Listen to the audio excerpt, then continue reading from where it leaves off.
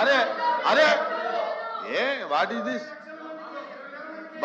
Madhavarao LOP గారు మాట్లాడుతుంటే నువ్వు కూర్చోవా చూసుకో సభలో ఏం జరుగుతుందో చూడు. అధ్యక్ష అధ్యక్ష ప్లీజ్ ప్లీజ్ ప్లీజ్ ప్రభుత్వం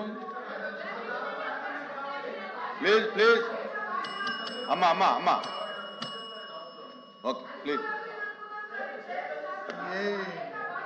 ఏంటమ్మా ఏంటిది?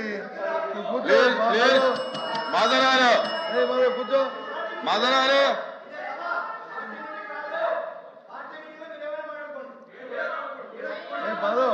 మాధవరావు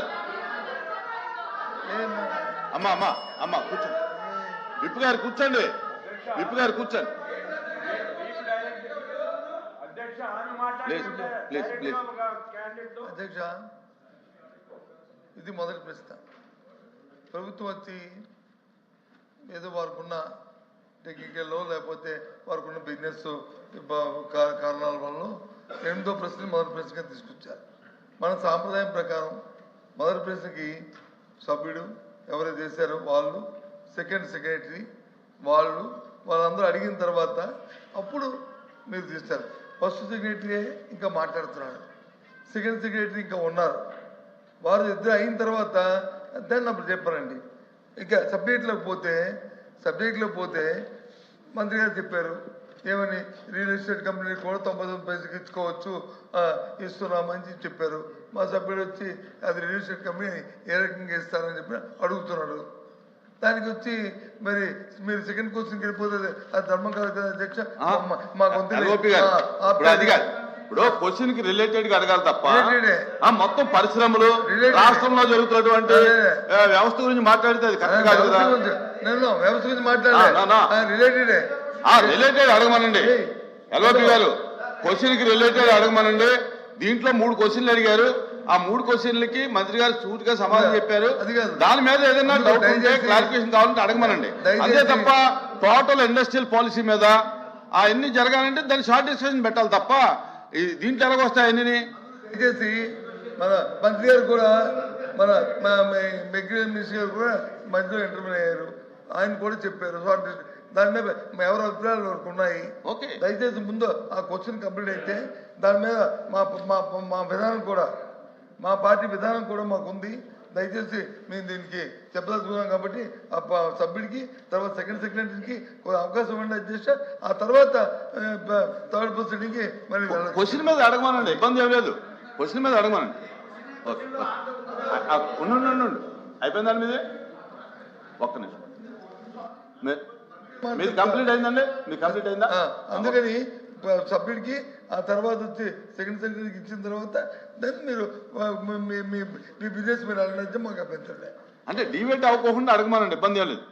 ఇప్పుడు ఎంతమంది సిగ్నేచర్స్ ఉంటే అంతమందికి ఇస్తాం, ఇబ్బంది ఏం. కానీ డిబేట్ అవుతుంటే సబ్జెక్ట్ డిబేట్ అయిపోతుందండి. అది ముందు వాచ్ టైమింగ్ అది మార్చాలి అధ్యక్ష, టైం తప్పు ఉంది అది. తర్వాత నిన్నైతే బిఎస్సీ ఇప్పుడు ఇక్కడ కూడా బిఎస్సీ జరుగుతుంది. అయితే నిన్నైతే బిఎస్సీలో ఒక డెసిషన్ తీసుకున్నాం అధ్యక్ష. క్వశ్చన్ అవర్ అనేది కంపల్సరీగా 1 అవర్లో కంప్లీట్ చేయాలి. 1 అవర్ తర్వాత డిముట్టిబుల్ ఆన్సర్ అని చెప్పి ఒక నిర్ణయం తీసుకుని అన్నప్పుడు అన్ని క్వశ్చన్స్ రావాలి అధ్యక్ష. అందరికీ క్వశ్చన్ డిస్కస్ రావాలని వచ్చినప్పుడు మీకు అడగొద్దని అనడం లేదు. సంబంధం లేనివి లేకపోతే మొత్తం అన్నీ కలిసి అడిగితే దానివల్ల సమయం కూడా వేస్ట్ అవుతుంది. ఎల్ఓపి గారు ఏంటంటే ఇది పెద్దరికం ఉపయోగించాలి. మీరు పెద్దవాళ్ళు పెద్దరికం ఉపయోగించి హౌస్ చక్కగా జరగడానికి అన్ని క్వశ్చన్స్ డిస్కస్ రావడానికి ఉపయోగించాలి. ఇప్పుడు ఇంత క్లారిటీగా మీరు అడిగిన క్వశ్చన్కి ఎంత క్లారిటీగా చెప్పారు. రహీజా అనేది ఒక రియల్ ఎస్టేట్ వ్యవస్థ కాదు. రహేజా వాళ్ళు బిల్డింగ్లు కట్టిన తర్వాత ఆ బిల్డింగ్లో కూడా చాలా పరిశ్రమలు వచ్చాయి. ఆ పరిశ్రమల ద్వారా లక్షలాది మందికి ఉద్యోగాలు వచ్చాయని స్పష్టంగా చెప్పారు. ప్రూవ్ అయింది హైదరాబాద్. అదే పద్ధతిలో విశాఖపట్నం కూడా చేస్తున్నారని చెప్తే మళ్ళీ డొంక తిరుగుడుగా రియల్ ఎస్టేట్కి ఇస్తున్నామని మంత్రి గారు చెప్పారు, ఒప్పుకుంటున్నారు. ఆ రకంగా మాట్లాడడం విధానం కాదు. ఏదైనా కొత్తగా అడగండి. మీరు మంత్రి గారు చెప్పారు 5 కంపెనీలు కానీ, లేదు 6వ కంపెనీకి ఇచ్చారు. ఈ కంపెనీకి ఇచ్చి మీరు చెప్పడం లేదు 99 పైసలని, అలాంటి వాటికి చెప్పడానికి సిద్ధంగా ఉన్నాం. కానీ సంబంధం లేని క్వశ్చన్స్ వేసి సమయం మీరు ఎంతమందిగానే ఇవ్వచ్చు, 10 గంటలు 1 గంట సేపు అయిన తర్వాత లిమిటెడ్ ఆన్సర్ అని చెప్పకుండా అన్ని క్వశ్చన్స్ వచ్చినట్టుగా చేయమని మా విజ్ఞప్తి. మంత్రి గారు ఓకే, మాధవరారు సూట్ గా మీ డౌట్ ఏమైనా ఉంటే క్లారిటీ కావాలంటే అడగండి. ఆన్సర్లో నాలుగో ఆన్సర్ సార్, నాలుగో సార్ మీరు చూడండి.